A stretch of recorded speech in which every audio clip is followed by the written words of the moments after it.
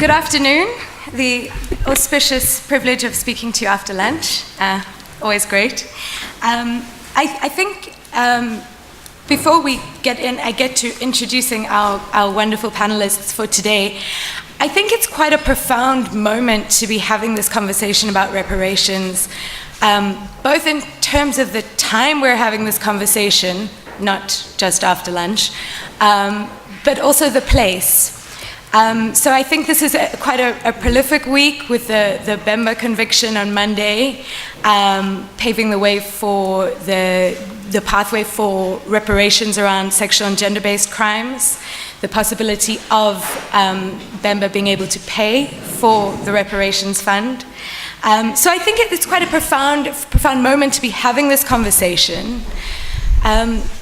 Secondly, I think it's a very profound place to be having this conversation.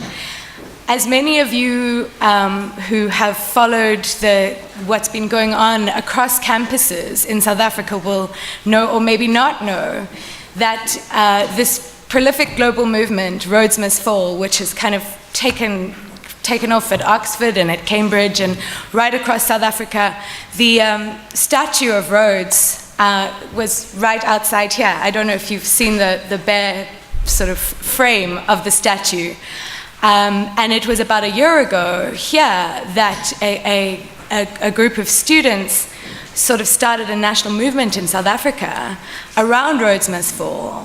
And what is profound about that, I think, in the context of the conversation we're having today, is that while it started a lot around roads and around fees, it's very much evolved to be a broader question around the pervasive structural, economic, and racial inequalities that persist in South Africa 20 years after the crime of apartheid was committed here, where you have a context in which it's been exceptionally slow-moving around reparations, exceptionally slow-moving around structural and racial redress. So I thought I would just mention, sitting here in Smuts Hall, that this is quite an auspicious space in terms of a broader global conversation around reparations and international crimes that is happening. So I thought I'd open with that and say that we're very lucky today to have some really great people addressing some different components of the issue of reparations in the context of international crimes. We have Mia Swart, Professor of International Law at the University of Johannesburg, who's going to speak to the viability of the ICC's reparation scheme. We have Stephen Lamony, Head of the Advocacy and Policy on UN, AU, and Africa situations at the Coalition for the International Criminal Court, who I think is going to take us into a kind of substantive mechanism and difficult mechanism around reparations and talk about assets freezings and forfeitures as a right to reparations for victims. And finally, we'll come to Yasmin Sooka, Executive Director of the Foundation for Human Rights, who'll speak about the challenges of reparations and also the idea of reparations within a broader context of guarantees of non recurrence. So I think you'll agree with me that we have speakers addressing this critically important issue from a variety of directions, and we're privileged to have them with us.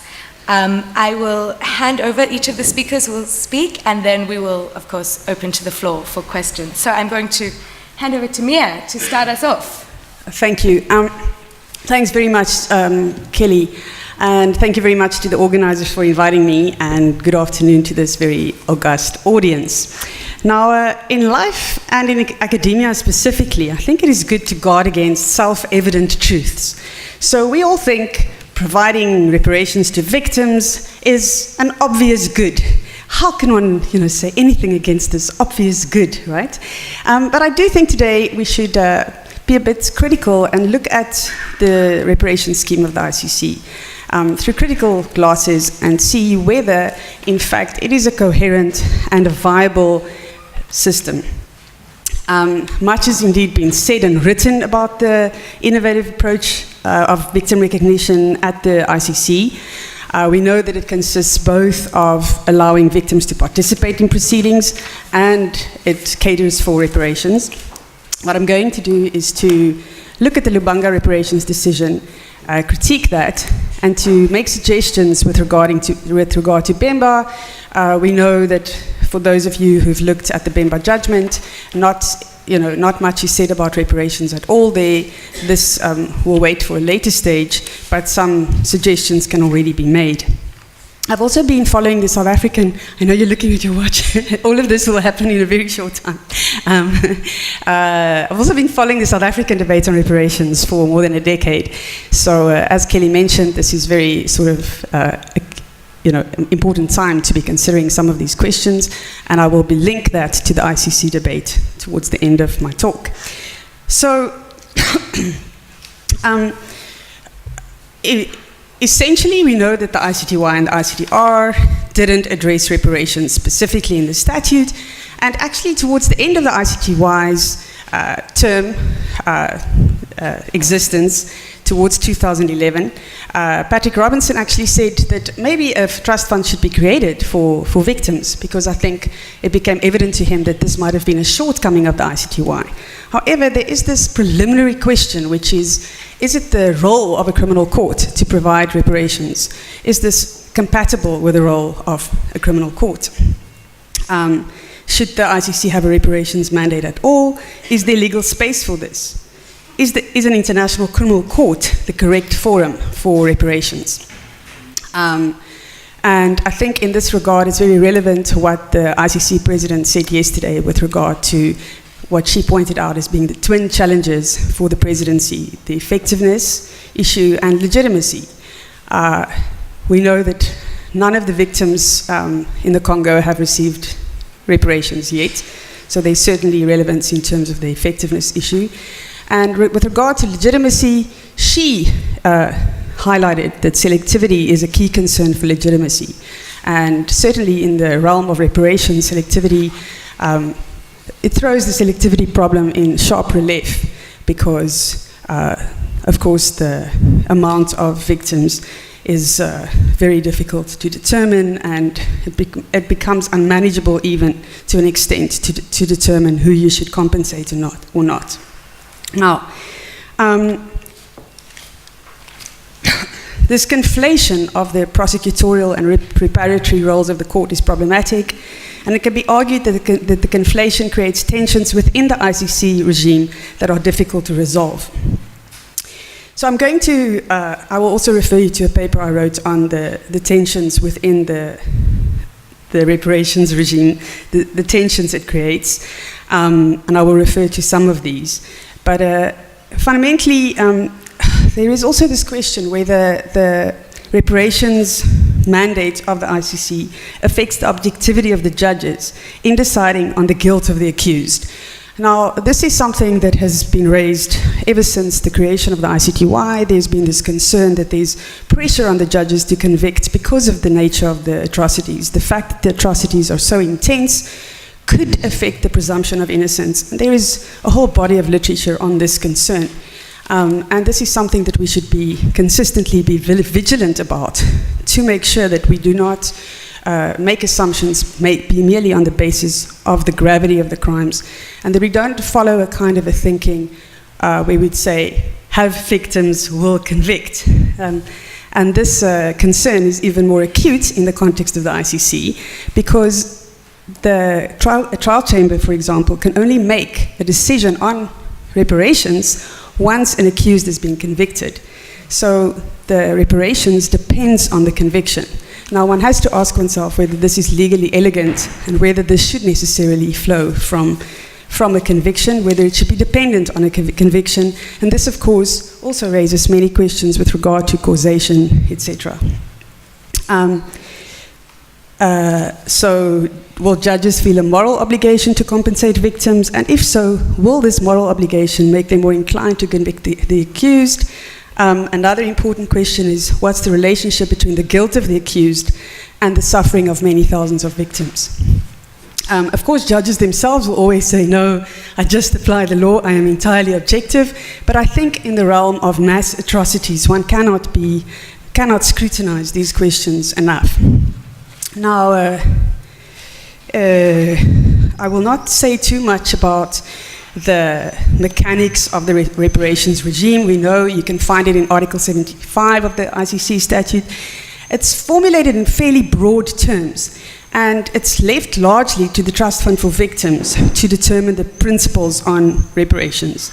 The Trust Fund for Victims, in the Lubanga case, had to really find principles from national jurisdictions, come up with something entirely new. They didn't have much to go by, and it is a concern that the victims in the Congo has still not received anything flowing directly from the Lubanga case. What has happened is that the Trust Fund for Victims, as many of you know, has gone to the situation countries, has visited the situation countries, and compensated some victims in the forms of suggesting the building of schools, educational programs, certainly also in the Lubanga case because there were children involved.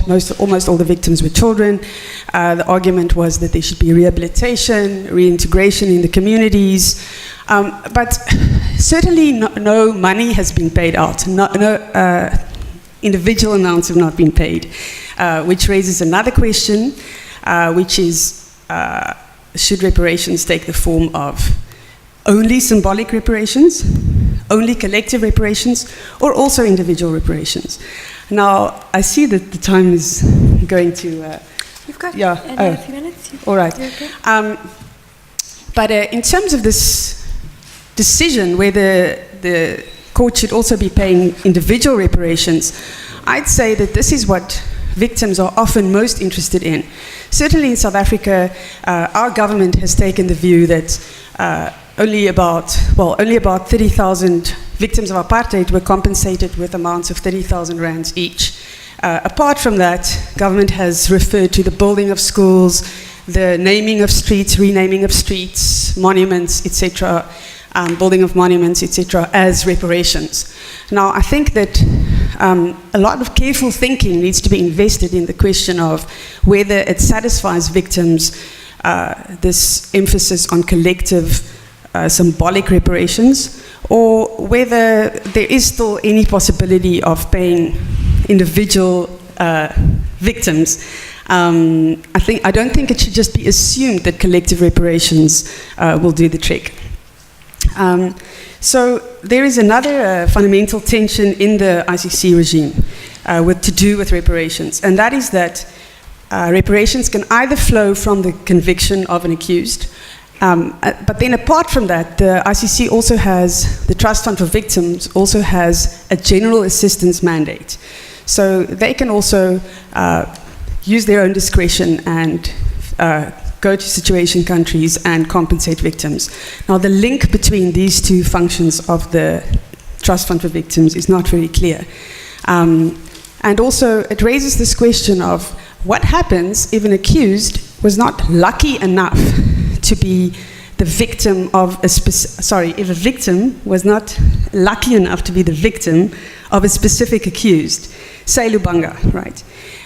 If you cannot trace your harm to the actions of Lubanga, you might be left out in the cold. So these kinds of questions need a lot more thought. And it's a pity that this wasn't thought through more during the conceptualization stage of the reparation scheme. So your plight might be determined by your relationship to a specific accused.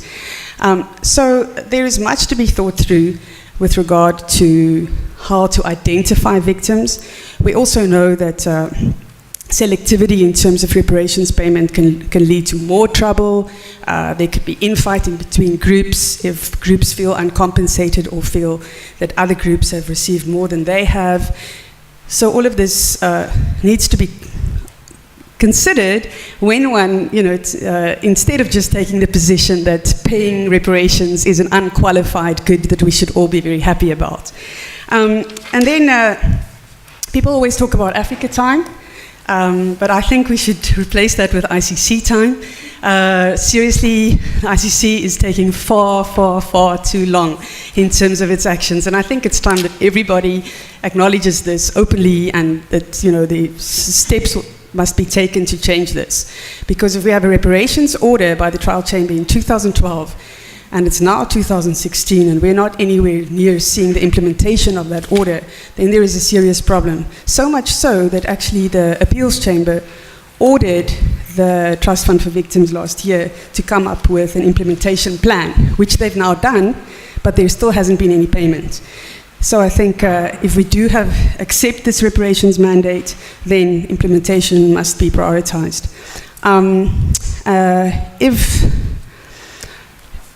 If you don't do this, then you're creating, of course, expectations that cannot be met. And I think that to come back to UCT now, and the entire sort of university landscape in South Africa, the trouble we've seen is all as a result of unmet expectations. You cannot create these kinds of expectations and then continue not to meet them. So our government has sort of just set the question of reparations aside and thought that it would never arise again. But there are groups such as the Lamony support group that are constantly still agitating for reparations, and I think we need to sit and think very carefully about how to make this ICC reparation scheme meaningful and not just see it as the less important work of the ICC. Thanks very much. Thanks, Mia. Some really interesting issues, both around implementation and also around, I guess, some quite serious decisions around how we go about doing this. So thank you very much. I'm now going to turn to Stephen. Thank you, Kelly. And Mia has set out, a good pace for me to intervene. Mia started off at the point where she mentioned there's not been a lot of precedence on asset seizure and forfeiture at the ICTY. I would like to go further and argue that in the history of imposition and freezing of assets, you have in the Second World War the Alfred Krupp case, where this single individual was indicted for the planned and spoliation of factories during the German occupation. But of course, he was ultimately acquitted because an advisory committee said that this nature of crimes is unusual. So the US High Commissioner, J.J. McCloy, basically decided to dismiss that. But having said that, of course, the imposition of property also happened in another case that is beyond the ICC, in the Charles Taylor case. Specific reference is the UN Chapter 7, Article 41 of the UN, basically allows for the UN to impose economic sanctions on individuals to freeze assets. Specifically, Charles Taylor, the UN passed Resolution 1532 that led to the freezing of assets of Charles Taylor and his family. So Mia has already addressed the reparation system in the ICC. I would just like to go through the asset forfeiture system in the ICC. And for you to look at the asset forfeiture system at the ICC, there are about 3 articles in the Rome Statute, 4 that address that, and then there's also ICC Rules of Procedure and Evidence. So Rome Statute Article 77 2b, in addition to imprisonment, also provides that the court may order a forfeiture of proceeds and property and assets derived directly or indirectly from the crime, but also without prejudice to the rights of a bona fide third parties. The second article is Article 93K that provides for other forms of cooperation where states parties are required to comply with requests for cooperation from the state specific to either investigations, prosecutions, identification and tracing of assets, and freezing and forfeiture. Amir talked about the Lubanga case, Bemba. I'll come back to this very specific issue, 93K, with a specific reference to the Kenyatta case because there's lessons to learn from that. The third article that provides for assets forfeiture in the Rome Statute is 57.3 that provides for functions and powers of the trial chamber where an arrest warrant has been issued under Article 58. The pretrial chamber may seek cooperation from states pursuant to Article 93(1)K to take appropriate measures for the purpose of forfeiture. And then the last article is 109 that looks at enforcement of fines and forfeitures. So you're looking at 109, 1 to 3. Then, looking at the rules of procedure and evidence of the Rome Statute, we're looking at specific article, Rule 221, where the presidency is required to consult with the office of prosecutor, the accused persons, victims, and legal representatives of the national authorities of that state. And then they will decide on matters related to the disposition and allocation of the property of assets realized through the enforcement order of the court. I think also Mia touched on the issue of the use of funds for forfeiture. One of course, the challenges that is being faced right now, as she rightly pointed out, is the delay of award of reparations in the Lubanga case. And also, the Trust Fund for Victims, in its appeal of this order, talked about the funds would be used to go back to the Ituri region to interview some people, and it might not necessarily be used for the award of reparations.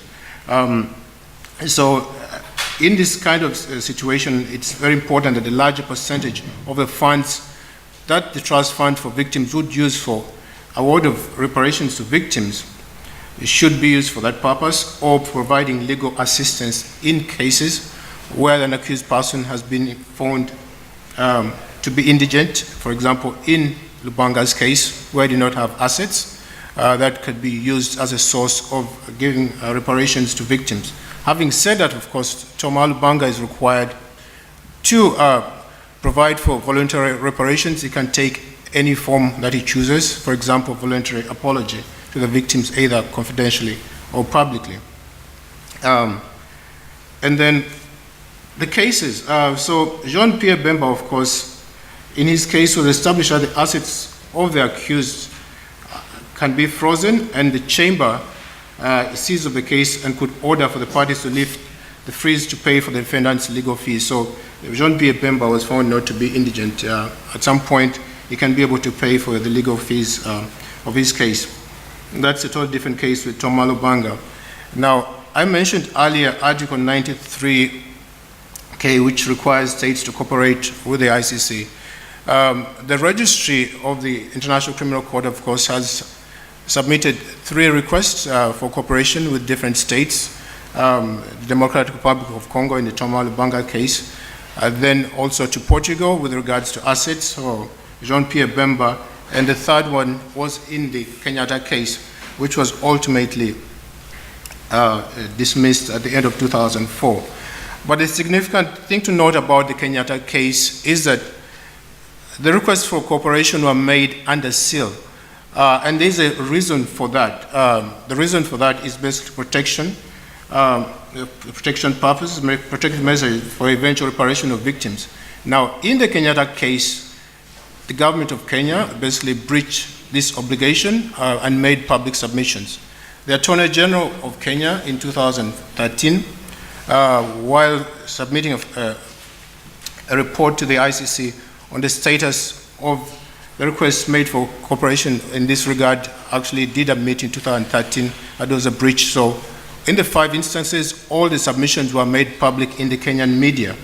3 months after that, of course, the Kenyatta case was dismissed by the ICC for a number of reasons, including cooperation. So that in its way can also impede cooperation. I'll look at 2 more issues. I think Yasmin Sooka is going to talk about the challenges related to asset forfeiture and seizure. I'll touch on them very briefly. But I think the president of ICC yesterday did highlight one of the challenges with regards to asset forfeiture and seizure is that some of these individuals are also under sanctions by the UN Security Council. And in her recommendation to addressing that was the need for better cooperation with the International Criminal Court. I'll add to that is that, of course, the other challenge, as I pointed out in the Kenyatta case, is the need for cooperation with states to ensure that when submissions are made public, they're kept that way. That would ultimately help and contribute to their seizing of assets. Also, the other challenge with award of reparations is the trust fund for victims that don't have a sustainable source of funding. It relies on voluntary contributions for states.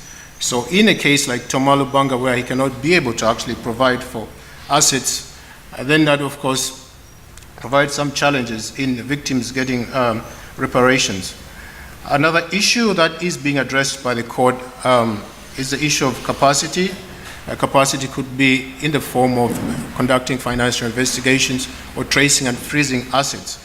And the last time we were attending a meeting at the ICC, of course, they told us they are addressing that issue. In the Tomalu Banga case, also lack of insufficient information led to a situation where the judges were having some difficulty in determining the liability of the accused person.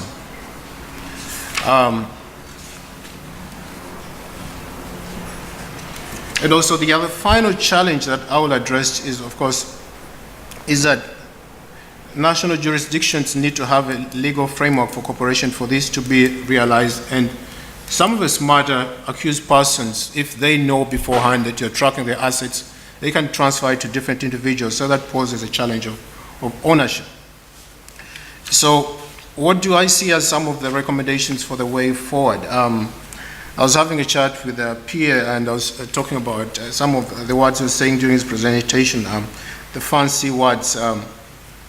But in my opinion, I think some of the recommendations to address the challenges faced in asset seizure is to encourage states to sign voluntary agreements with the ICC so that they can trace assets, conduct investigations, and freeze them. There is a word that has been used over the past 2 days, the issue of capacity development and strengthening. That should be a continuous process for the ICC staff. And I think Jemima talked about the different networks, Kenya and Uganda, also at the national level. That should also be a recommendation that can be taken on board.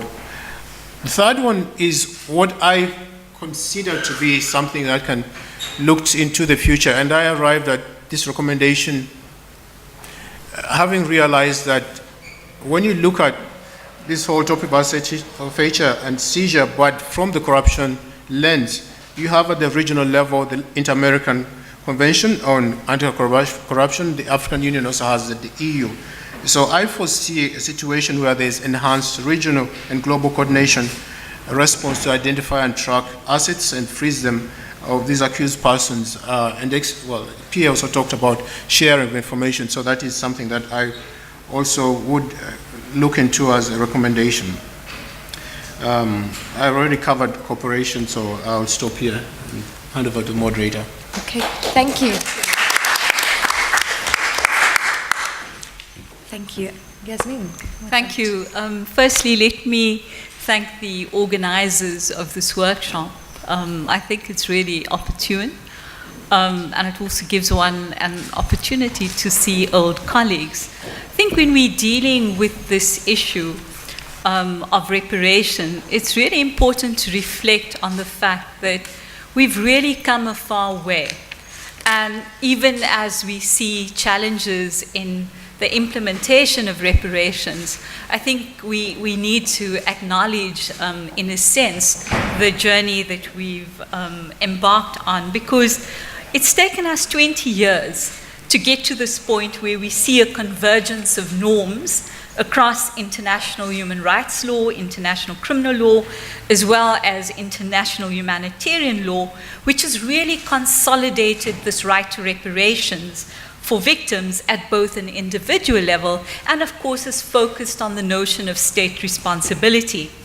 And, of course, the culmination of all of this work has been in the unanimous adoption in 2005 by the UN General Assembly on the basic principles on the right to reparations for victims, which in essence reflects the normative connection between these different branches of law, but stress the importance, I think, of an obligation to implement domestic reparations for victims of armed conflict. And the principles, of course, explicitly state in the preamble that there's a need to identify mechanisms, modalities, procedures, and methods for the implementation of existing legal obligations under international law.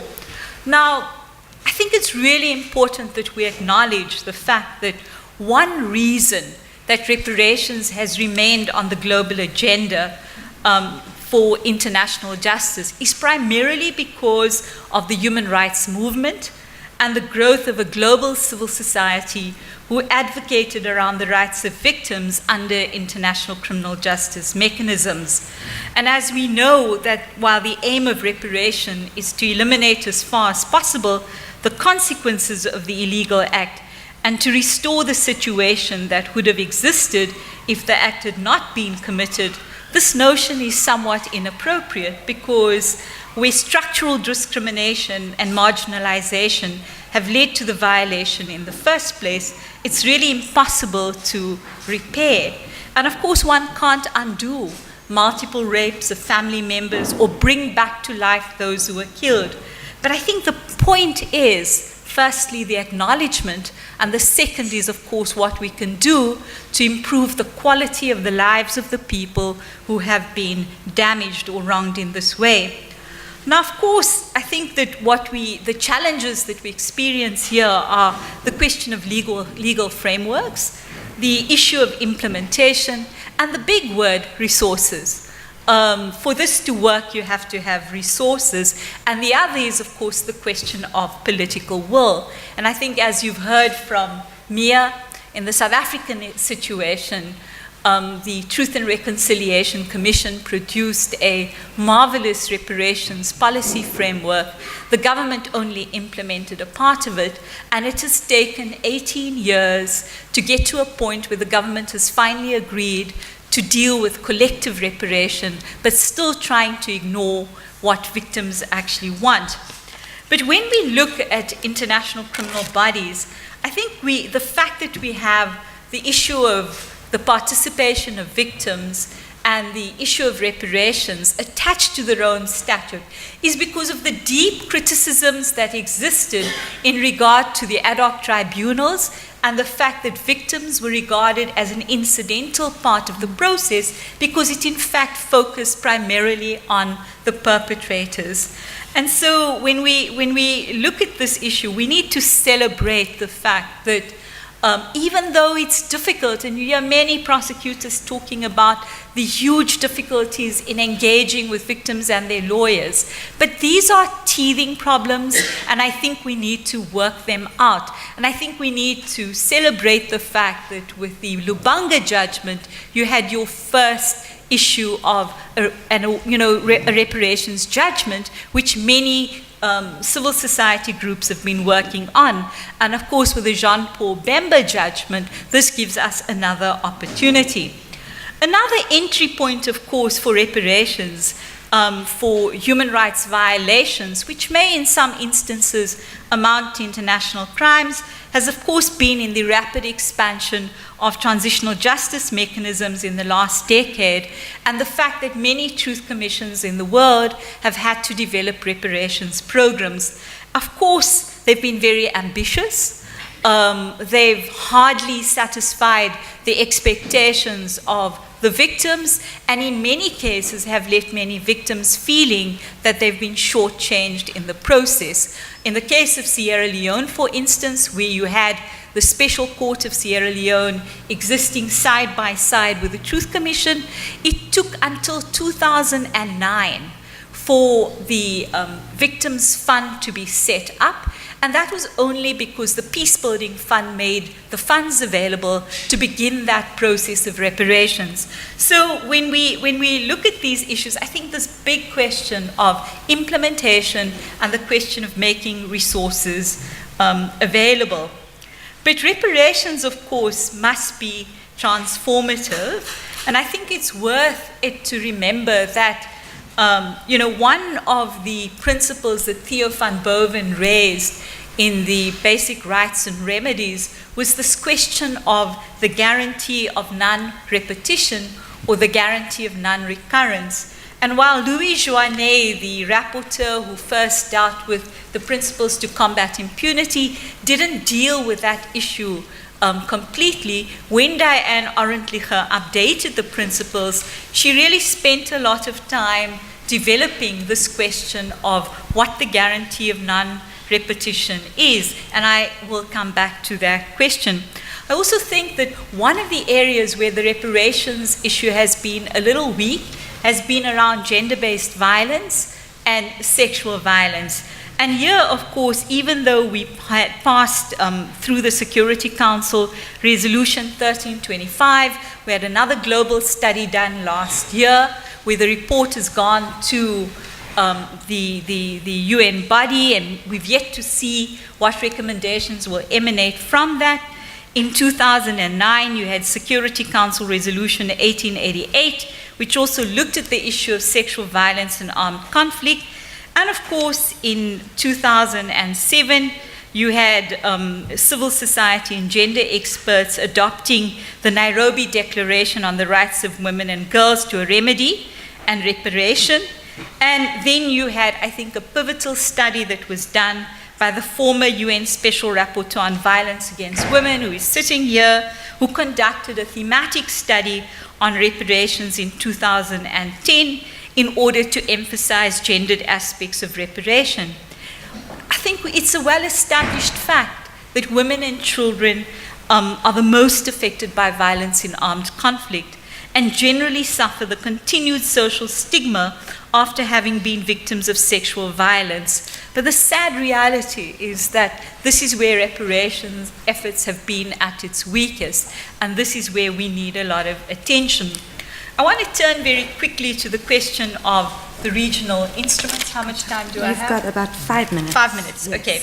And I think that very importantly, last year in the African Court, we had the third judgment on the question of reparations. And this was in the case of the African Court on Human and People's Rights, in a matter involving Burkina Faso.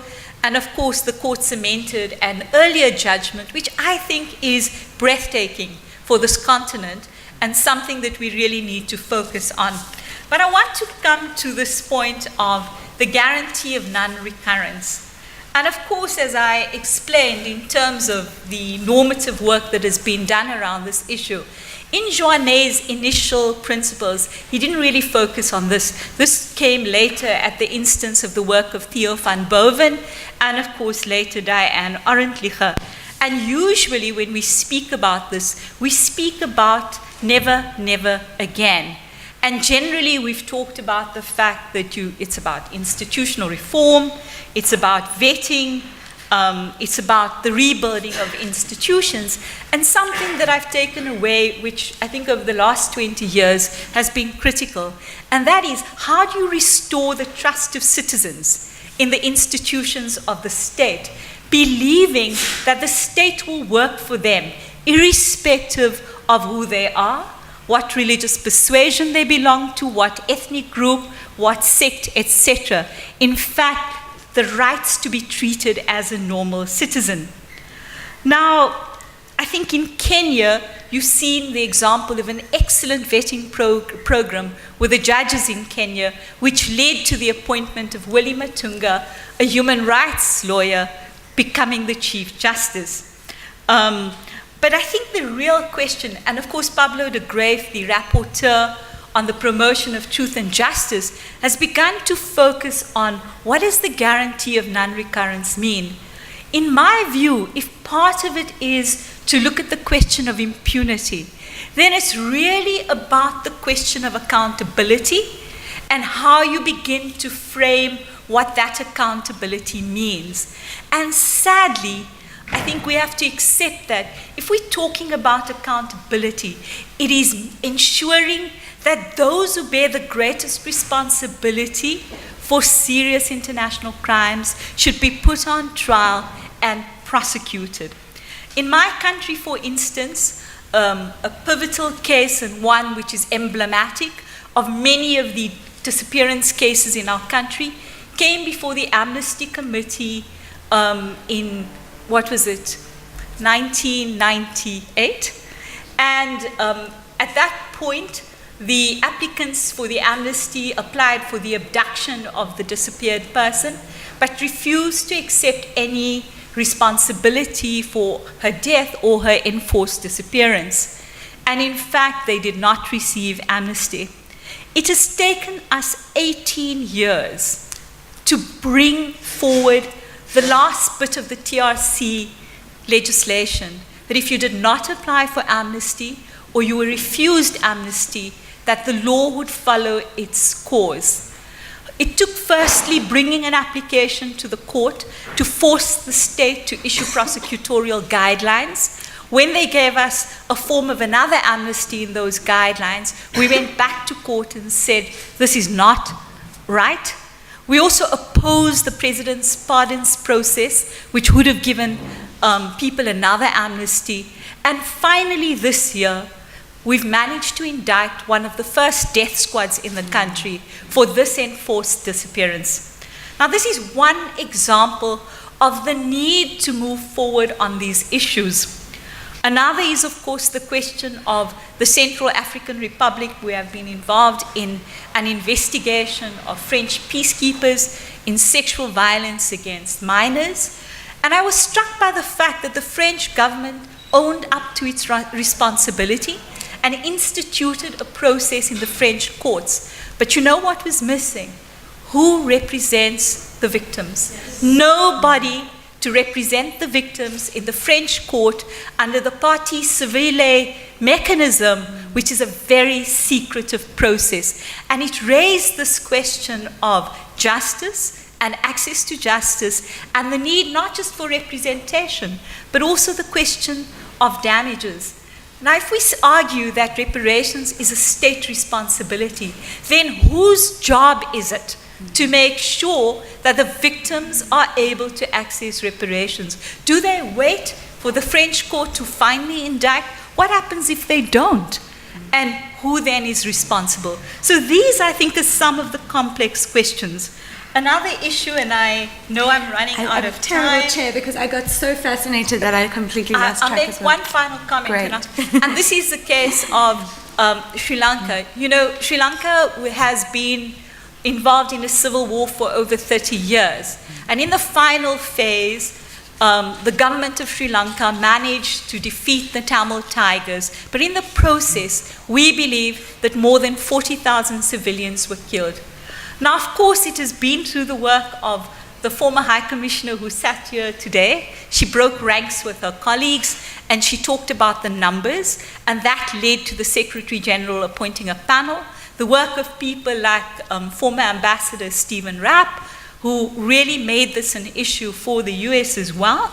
And that led then to the inquiry that we had last year and a joint resolution by the government of Sri Lanka and the Human Rights Council confirming that they will adopt a number of mechanisms. But why does it take so long? And what does it take?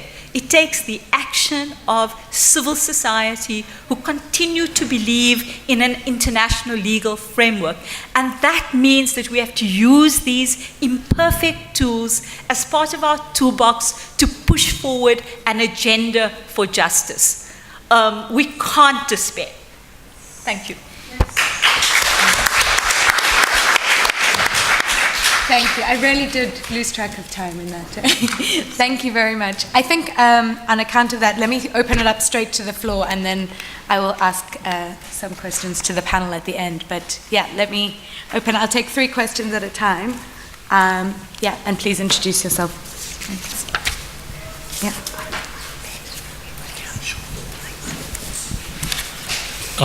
Bill Pace. A comment and question. One is that I do think the discussion that Mia has asked for is needed, but it ought to be done in I hope, a very constructive way in which we recognize that how this new system was implemented at the ICC, like almost everything else, has to go through its own maturity process and debate and discussion, but don't throw it out just because it has problems at the beginning. That leads me to where Yasmin was, I thought, brilliant in illustrating exactly that these things all take decades. It's not nice to say, it's not good to say, but it's actually, I think, almost 100% accurate. And it's good in a way when they take decades, because they're strengthened and the ownership is more deeply rooted throughout sectors. So to me, those are some lessons learned that are very valuable. The last point is on lawyers, and I think the whole issue of compensation of the lawyers in the victims' issues is another extremely controversial issue. If it ends up that the legal costs of the reparations ends up being 10, 20, 30 times the actual amount of the reparations, this will be a catastrophe for the whole enterprise, and that's where we're heading. And so I hope the legal community can come forward with some principles on how to address this. If you leave it to governments who are only looking at the wallets of the finance minister or something, that you're going to get a terrible solution. So I hope on the enormous delays that we've been seeing, some of which are legally driven, but the whole question of the balance between reparations and the legal fees to get to the reparations. Thanks. Oh, someone over here. Oh. No, I think it's you. First of all, I think I'd like to really thank the panelists, because this morning we spoke quite a bit about the victims and the processes that do not respond to the needs of the victims. So it's very good to hear from all three of you that this is an issue we need to discuss further and further, despite the celebrations of the progress. Because we need to look at the gaps in order to further progress, I think. So maybe 2 or 3 things I'd like to reflect upon. Number one, I think when Stephen, you spoke about capacity building, I would push it, and I think one of the colleagues, either Mia or Yasmin, spoke about the selection. Before the capacity building, it's actually the selection of the people who sit in courts as lawyers, that should be people above all levels of integrity, i.e. that there is no way they can renege on the issues of justice and accountability. The second thing is really the length that processes for judgment and the reparations that it is taking. And I know my colleague has just spoken about maybe it's good that it takes 10 years because, yes, I agree. However, for a victim, they need to see that their issues are taken on board quickly enough so that they do not lose trust in either the governments or the systems that they elected to protect them. So it's very important to strike a balance between the two. And resources should not be used as a reason for not doing things. Because if we take what the president of ICC said yesterday, which is improving efficiencies and cost efficiencies or effectiveness, we should be able to find the resources to do that. Less travel, less business class travels, less meetings, and more into real action would be extremely important. And finally, on the issue, Mia, you spoke very vividly about that, on the reparation. And what kind of reparation do we need? I put it to the panel that it would be very important today and beyond to think about actually engaging the victims in looking at what kind of reparation they're looking for. We might be surprised that they do not want just money, but they want acknowledgement that they've been done harm and wrong, that they might find out that there is an acknowledgement that they want something else than just money or schools or. It is very important that they should be associated in processes of justice and accountability. How is a different matter. I know it's not easy, but to me, the fact that it's a complex issue should not prevent us from doing it. I think it's very, very important. Thank you. Sorry, I took the floor for too long. With interesting points. I'm going there and then I'll... Yeah. Thank you very much. I'm going to turn down the entreaties to be constructive about this and push a bit more on what Mia was saying. So you mentioned that specific victims have to link themselves to specific crimes because in order to benefit from this particular process. But you can go a bit further. So victim as a category, we've all been using it quite broadly. It's not self-evident, right? Victims are produced by a certain process. Victims in the ICC are produced by a certain criminal process. And they're a very narrow category of victims. These are victims of particular violations. So, for example, victims of things that aren't understood as core crimes, no matter how heinous the effects, won't fit into this victimhood category. These are victims of particular perpetrators. So we heard earlier the ICC is incapable of indicting companies, right? Companies would be the perpetrators of significant atrocities. Their victims aren't cognizable because of the limitations of international criminal law. So when we speak about victims, we have to just be wary of colonizing the field of reparations as if the only way to do it is through international criminal law. Because there are very particular types of victims we're speaking about, and the production of one victim is the denial of the existence of another victim. So we have to be very aware about the limitations of what we're doing, and also to think a bit critically about what the figure of the victim does in international criminal law. What's the interest in victims? What rhetorical value do they play in buttressing the international criminal law system? Right? Who represents the victims, essentially, and what victims and to what end? Thanks. I think very interesting points, and I think also interesting to kind of think of these 2 points. Your last point about including victims in this process, and I know you're uncomfortable with the term, but also including people to say what kinds of language are you comfortable with around that. I think it's an interesting kind of conversation to have between those. I'm going to ask the panel to respond to whatever they feel inclined to respond to. Do you want to start, Mia? Sure. Just on the last question. So, of course, we speak of victims loosely, broadly, victims of the war in the Congo, and we speak about victims of Lubanga specifically, a child soldier recruited by him. So, the problem with the Trust Fund for Victims mandate, core mandate, is that that child has to be linked to Lubanga's crime. That is very difficult to do, and I think that Lubanga fell short the decision. In terms of definitions of causation and harm, because these are the key terms that are supposed to be employed in this identification of victims, yet they're not clearly defined. So I think that there's a lot, of criticism that can be aimed at the trial chamber for not telling us more clearly how they're going to go about things. Also, it has to be asked whether the judges are really equipped to work out these formulae. Are there economists helping them? Usually we talk about administrative, claims tribunals, procedures. You work with people in the financial world, economists, who know how to work out these formula.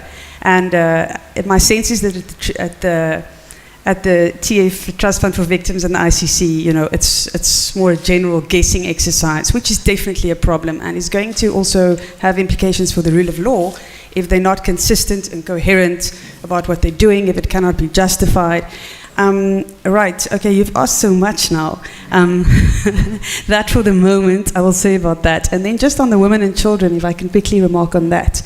So in the Lubanga reparations decision in 2012, when the court decided on principles of reparations, one of the principles they decided on is that they will put women in the needs of women and children at the forefront.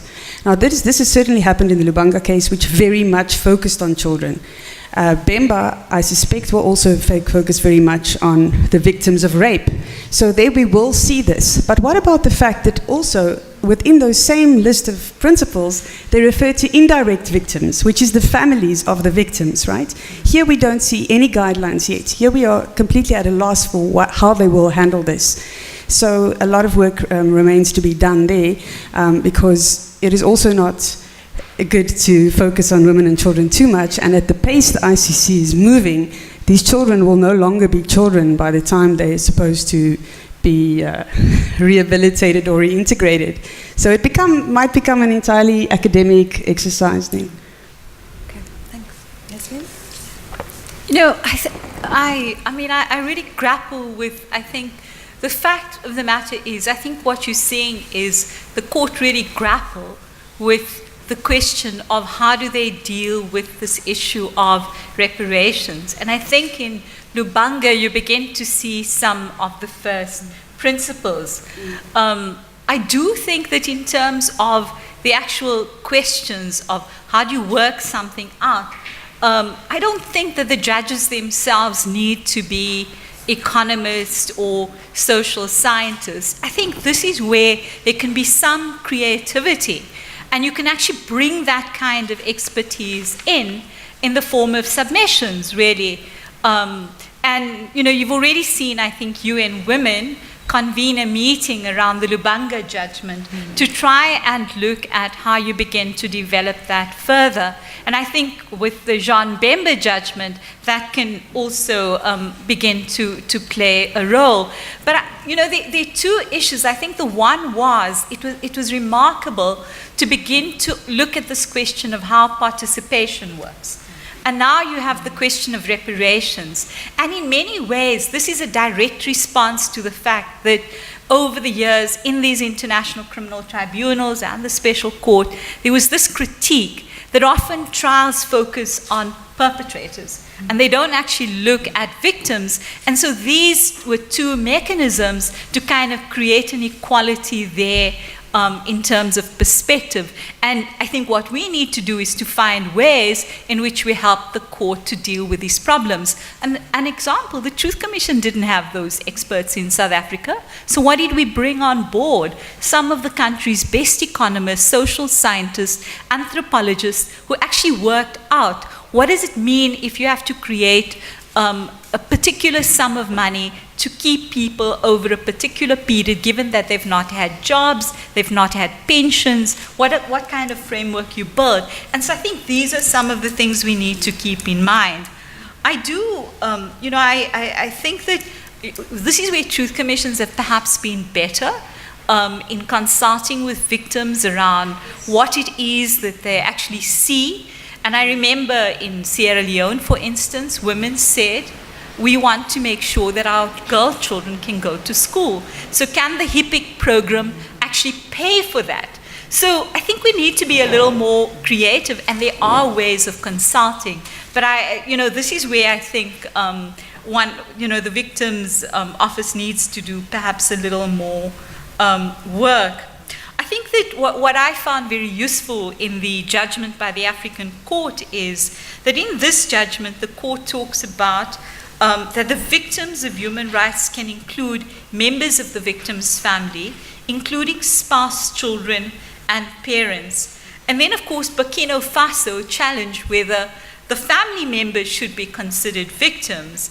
And it was an argument they lost. Then they challenged the amount put forward by the families as suitable reparations. And the court then awarded the amount that the family claimed. So I think these are, at a regional level, judgments that we also need to build on. But one issue that I kind of didn't mention, and this was really in response to the discussion we had, I think, yesterday.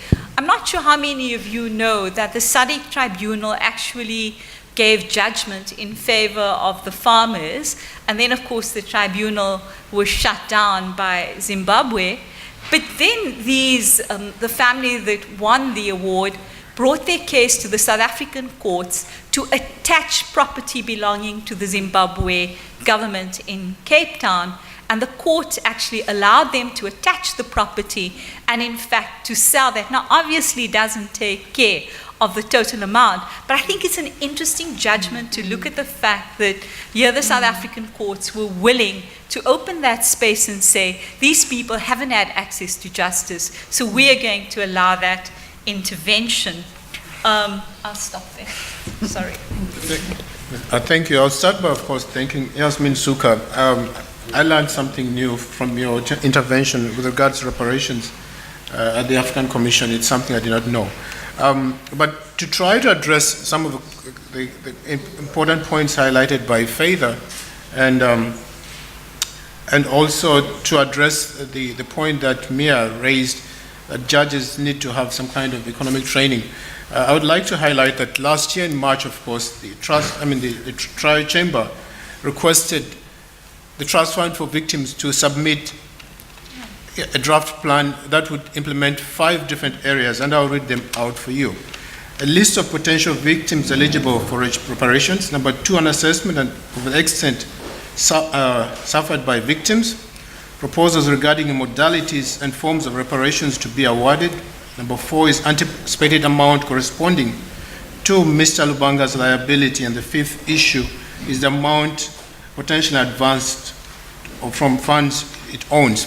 Of course, we all know the story. The Trust Fund for Victims submitted a draft plan which was incomplete, and that is why, of course, the trial chamber has given them till the end of this year to continue to submit this information in different intervals.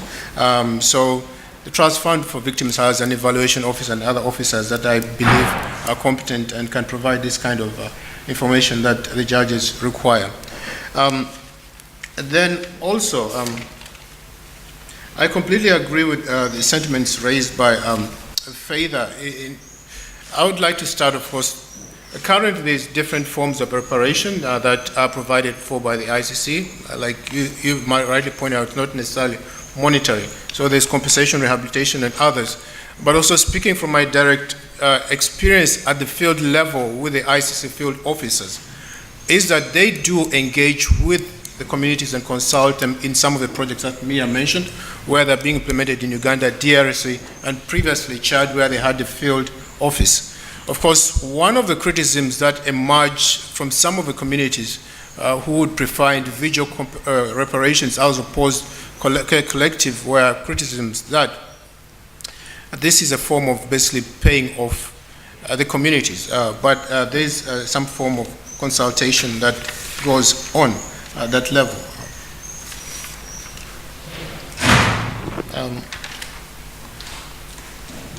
Yeah, and of course the length and the process of reparations is already another point of contention with particular victims from the Ituri region who are expecting already reparations by 2006. So this delay, which of course the Trust Fund for Victims are appealing, and we're not sure what the final decision, ends up frustrating a lot of the victims. So like Mia said and the President, there is a need for more efficiency when it comes to the length and the process of reparations. Thanks. I think there's time for maybe 2 extremely brief questions. Thank you. These 2, I'll take over here. I'm gonna buzz. Sure. The issue of asset tracing, asset freezing, asset recovery seems to be a recurring theme. Yeah.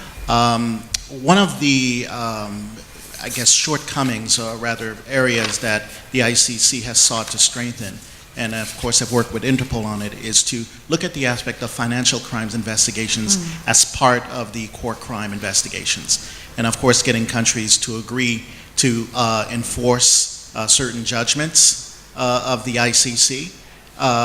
What do you recommend in terms of how countries that are in possession of these assets, that have been identified as having them, and of course have not responded or addressed certain requests for the identification and return of these assets?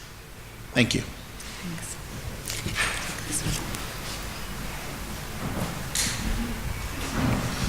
Thanks very much. I wondered, and I just want to pose this perhaps to both, I have my glasses on, so maybe to all of you, with regard to the whole, to what extent would you say, because as I'm listening, I'm thinking many of the issues you are raising in terms of the gaps within the sort of international criminal legal order sound like gaps that we experience at the national level as well.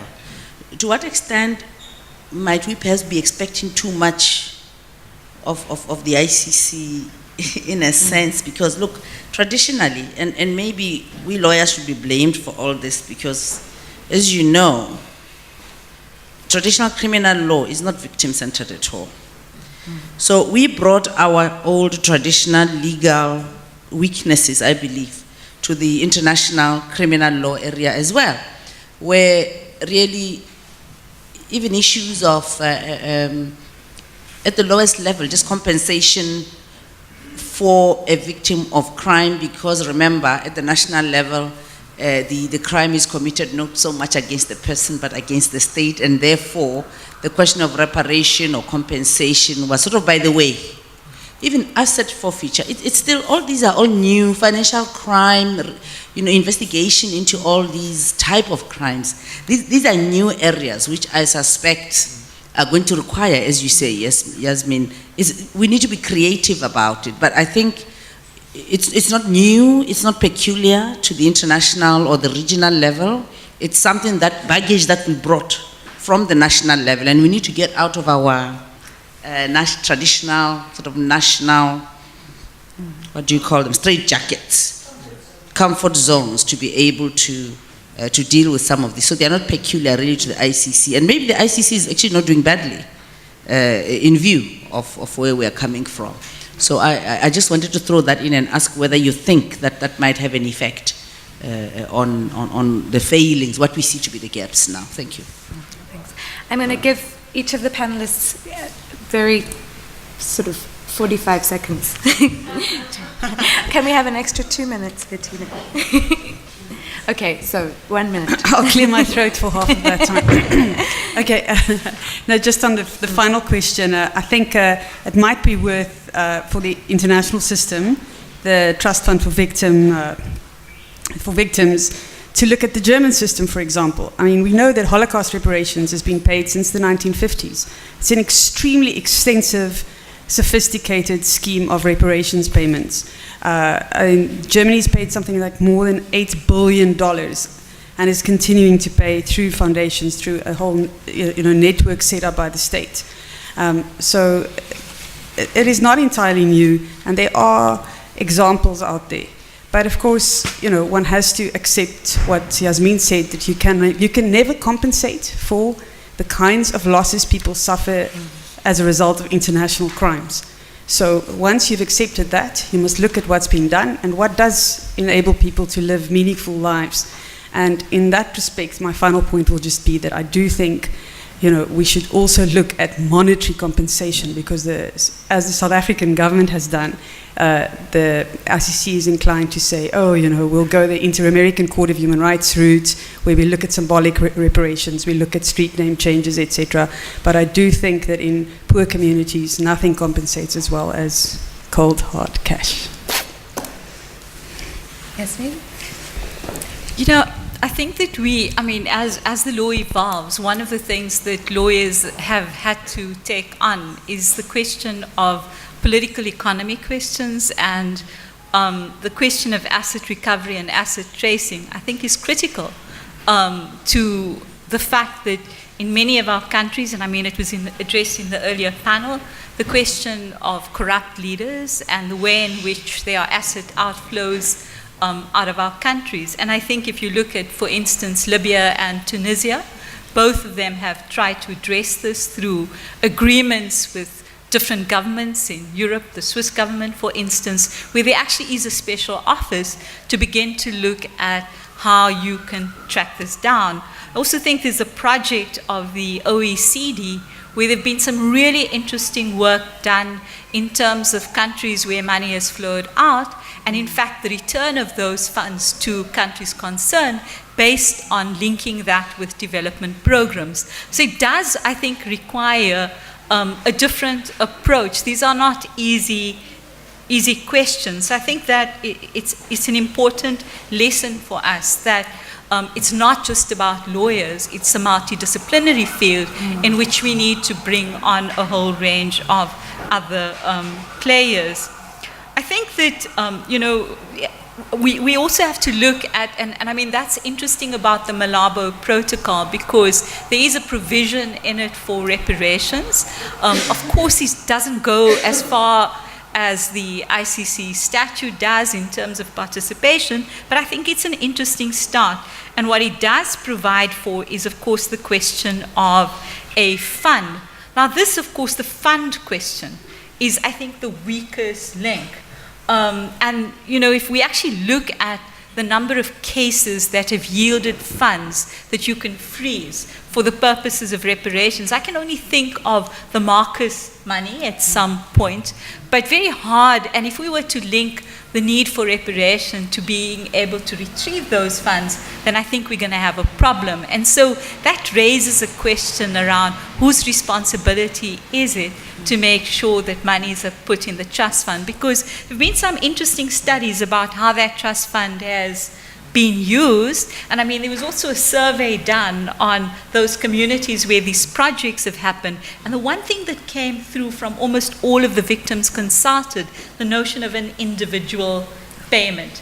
Because many of them said, yes, they participated, the acknowledgement was good, but at the same time, what they wanted was money. And I'm afraid that's, when you consult with many victims, they'll all say, it's not the money that's important, but over time, they change their perspectives. And in the end, it is about, you see the perpetrator, because there's also this disjuncture in many of our countries where people, under DDR programs, combatants get money, and victims have to wait for years and years before reparations kicks in.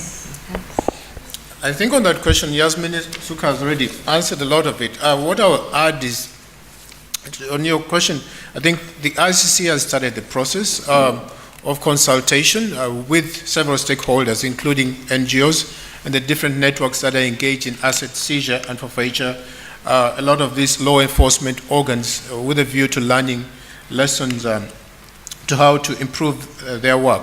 So it's an ongoing process, and this is information that we obtained last year during an NGO ICC roundtable meetings where the OTP and other organs were talking about their work and engagement in all these fields, including engagement with the World Bank, International Center for Asset Recovery, and a number of other issues. So learning lessons from different countries that have been engaged in this field and identifying the challenges that they've faced and how they've overcome it, including the EU and others.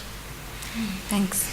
I think I'm not going to summarize anything from that rich and multivariate conversation, but I think just a couple of key points that have come out, and also just to note how much I've appreciated the very different perspectives on this issue, and to have that kind of diversity, both in perspective but also in disciplinary approach. So I have some brief thoughts that have come out. I think a couple of areas around where the panelists have brought up things for more thinking, right? The relationship between individual and collective reparations, the idea of monetization or some kind of commodification of the pain that people are going through and how that interacts with what people want. The notions of who is a victim, who is a perpetrator, how these are sometimes in flux. The contextualization of this conversation within, I think, as Yasmin has very much brought up, a broader structural conversation, a broader set of mechanisms around reparations, and a broader global context. And I think it's been very valuable to think about where we need to probably do some more thinking around that. I think what has come out also spaces where we need some more frameworks. I think ideas around state cooperation in terms of asset forfeiture, in terms of selectivity, in terms of cases around reparations, and certainly in terms of reparations for gender-based crimes and the specificity there. And I think across the board, in a field that is predominantly historically perpetrator-focused, that is trying to evolve ever more inclusion of the people in whose name we're all here speaking, and I think ever wary of being very inclusive of victims, and also being wary of how the extent to which we are in positions to kind of speak in anyone's names. But thank you very much to the panel and to the floor for really fascinating reflections. Thank you.